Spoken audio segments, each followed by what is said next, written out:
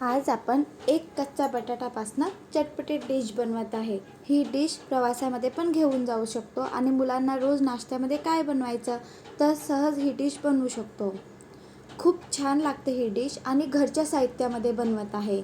एक बटाटा घेतलेला, साल काढलेले आणि बारीक याच्यामध्ये कापून घेतलेला, मिक्सरच्या पॉटमध्ये घेतलेला आहे आणि आलं,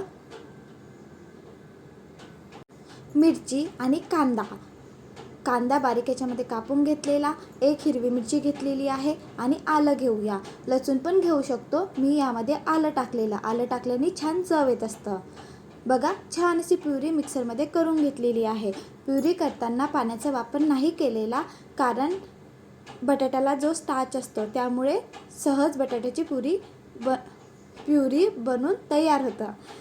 प्युरी झालेली आहे। आता यामध्ये टाकूया कोथिंबीर, जिरा पावडर, चाट मसाला, मीठ आणि हिरवी मिरचीचा वापर केलेला आहे।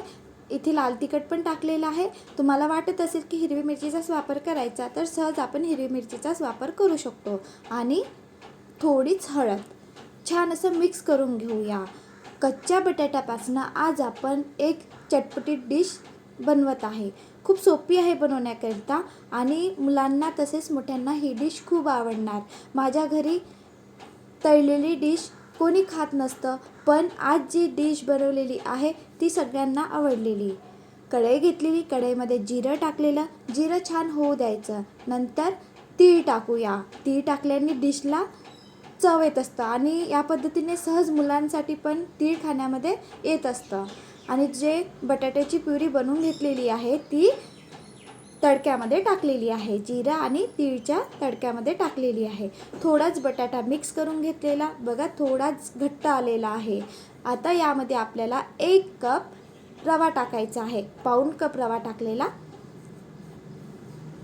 छान लागते ही डिश, नक्की बनवून बघा। मी खरंच सांगत आहे, माझ्या घरी तळलेली डिश फक्त चव घेत असतात, बाकी डिश मी एकटीच खात असते, पण आजची जी डिश आहे ती माझ्या घरी सगळ्यांना आवडलेली आहे। 100% ही डिश तुम्ही बनविणार तर घरच्या सगळ्यांना खूप आवडणार।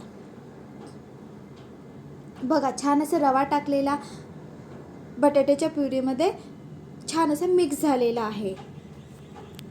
जे पण डिश बनवत असते घरचे सगळे टेस्ट घेतात, चव घेतात की कशी बनलेली आहे। ते तेलकट जास्त खात नाही, मी पूर्ण डिश मीच खात असते आणि आज जी डिश बनवलेली आहे तर घरच्या सगळ्यांना खूप आवडलेली आहे, म्हणून म्हटलं चला तुमच्यासोबत पण ही डिश शेअर करूया। बटाटा आणि रवा मिक्स झालेला आहे। बघा, आता थंड होण्याकरता एका पातेल्यामध्ये काढलेला, थंड झाला की यामध्ये आपण गव्हाचं पीठ टाकूया। इथे मी अर्धा कप गव्हाचं पीठ टाकत आहे। ज्या कपनी पाऊण कप रवा घेतलेला होता त्याच कपनी आपल्याला यामध्ये गव्हाचं पीठ टाकायचं आहे आणि छान असं मिक्स करून घ्यायचं। रवा आणि बटाटा मिक्स केलेला होता ते थंड होऊ द्यायचं। नंतर यामध्ये अर्धा कप गव्हाचं पीठ टाकलेला, छान असं आपण चपातीचं पीठ भिजवत असतो त्याप्रमाणे छान असं भिजून घेतलेलं, मळून घेतलेला। आता आपण मोठा गोळा करूया। छोटे छोटे पण पुरी बनवत असतो त्याप्रमाणे आपण बनवू शकतो, पण मी काय केलेलं, मोठा गोळा घेतलेला आणि एकच चपाती लाटलेली आणि छान असा कोणतं पण साहित्य असतं आपल्याकडे त्याने आकार देऊयात।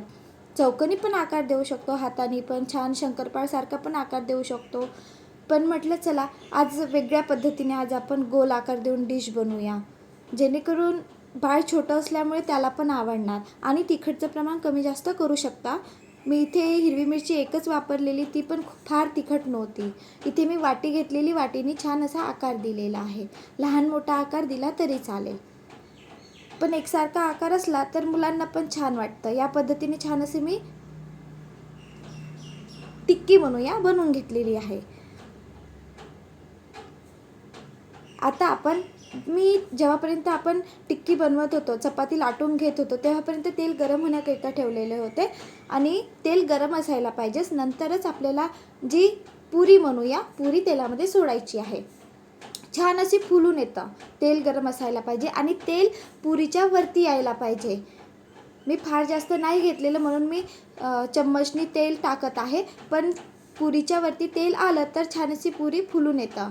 बघा, बघूनच वाटत आहे ना छान बनलेली, तशीच खाण्याकरता पण खूप छान बनलेली।